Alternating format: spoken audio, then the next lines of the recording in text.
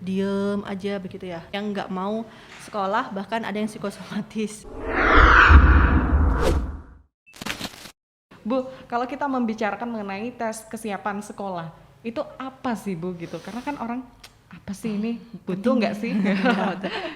Jadi memang tes kesiapan sekolah ini sebenarnya untuk mengukur sebenarnya untuk melihat seberapa siap anak kita untuk masuk ke jenjang berikutnya gitu. Jadi di sana kita nanti akan melihat secara usia, kemudian jadi kognitifnya, kemudian aspek-aspek apa saja yang sudah optimal dan mana aspek yang belum optimal gitu. Oke, kalau dari manfaatnya sendiri apa kira-kira Ya, Bu? bagi orang tua berarti seperti saya sampaikan tadi, mereka sudah tahu. Jadi mana sih kemampuan anak kita yang masih belum optimal. Nah, itu nanti orang tua bisa optimalkan gitu. Bu, kalau dari jenis-jenisnya sendiri, macam-macam tesnya itu apa saja? Mungkin masih banyak di luar sana orang tua yang masih belum tahu kira-kira anaknya ini kalau dites diapain aja gitu. Ya, sebenarnya sih di situ dibagi jadi dua. Jadi tahu untuk tes intelijensi, kemudian nanti tes terkait dengan kesiapannya, begitu Mbak. Jadi sebenarnya tesnya itu nggak yang menyeramkan begitu ya. Jadi memang sesuai dengan kebutuhan dari anak itu. Jadi di usianya segitu, jadi kita tes-tesnya ya sesuai dengan kebutuhannya. Jadi nggak mungkin tes yang pelajaran IPA, IPS dan sebagainya, nggak begitu. Jadi memang karena memang ini anak-anaknya kan juga masih operasional konkret ya, sehingga kita memang banyak aktivitas atau tes-tesnya yang berhubungan dengan itu. Jadi masih banyak yang visualnya begitu.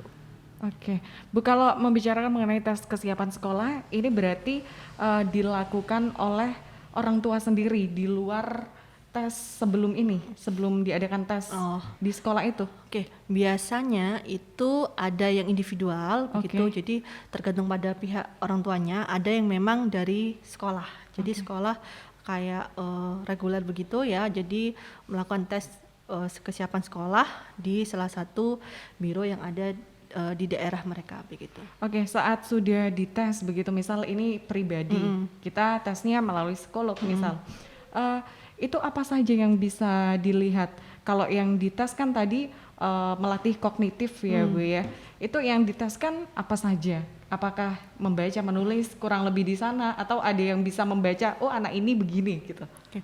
Sebenarnya bukan pada tes membaca ataupun menulis gitu, bukan, tapi melihat bahasanya di aspek-aspek perkembangannya, apakah memang sudah optimal, misalnya terkait dengan motorik halus. Jadi melihat dia sudah memegang alat tulisnya udah benar belum gitu loh. Oh itu juga ya? Iya gitu. Kalau mereka menulisnya itu nggak benar gitu, gimana mereka mau menulis dalam bentuk yang jumlah yang banyak dan terlihat istilahnya bisa nggak dia membedakan A, B, C dan D-nya itu sudah baik atau betul. Jadi membedakan bentuk A sama B, tahu nggak A sama B, A dan mungkin B dan D sudah benar apa enggak. Nah seperti itu. Jadi sebenarnya hal-hal yang dasar gitu yang memang kita lihat dari anak itu. Jadi bukan yang kamu bisa baca enggak. Jadi sebelum bisa baca mereka tahu nggak sih bedain hurufnya gitu, bedain angkanya mereka tahu nggak gitu. Terus kemudian tahu nggak misalnya jumlah konsep dasar hitungan mereka paham atau enggak kayak gitu.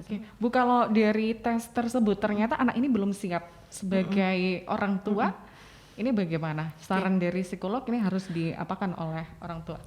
Biasanya di dalam tes tersebut juga ada bentuk bagaimana cara menstimulasi anak di rumah begitu. Jadi memang orang tua jadi jangan terpaku untuk melihat IQ anak saya gitu ya, misalnya anggapnya superior gitu, jadi aman gitu ya. Nggak begitu, tapi kita lihat mana sih memang kemampuan dari anak itu yang sudah optimal tuh mana, itu yang dipertahankan gitu.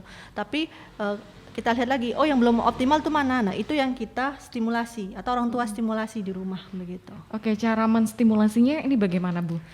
Misalnya aja terkait dengan motorik ya Mbak, gitu, motorik halus gitu. Jadi anak bisa belajar misalnya menempel, menggunting, itu kan butuh kemampuan motorik halus ya gitu. Tapi kalau misalnya motorik halus juga bagus kan asal tempel begitu ya gitu. Terus menggunting juga tidak akan sesuai misalnya dengan pola gitu ya. Mereka gunting ya asal gunting begitu. Tapi kan butuh perlahan mengguntingnya, sama dengan menulis kan juga perlu perlahan begitu ya nulisnya, kan nggak mungkin langsung gitu, nggak bisa dibaca, jelek kan tulisannya. Nah seperti itu, bisa melatih gitu. Jadi untuk menguatkan jari-jari, misalnya bisa menggunakan apa namanya, koran gitu di rumah yang atau kertas yang tidak digunakan itu diremas-remas gitu dengan air, jadi terus remas-remas itu kan menguatkan jari-jari otot ya. gitu. Gitu Oke, sih, Mbak. jadi itu yang bisa stimulasi yang bisa diberikan oleh orang tua untuk anaknya begitu ya, Bu. Kalau mengenai waktu tes kesiapan sekolah sendiri, ini berapa lama, Bu? Sebenarnya nggak lama ya untuk anak-anak begitu ya. Jadi tergantung pada anaknya juga begitu. Jadi ada memang yang itu tidak ada durasinya begitu, ada yang memang ada durasinya. Jadi maksimal mungkin bisa sampai 45 sampai 60 menit begitu, itu sudah maksimal gitu ya.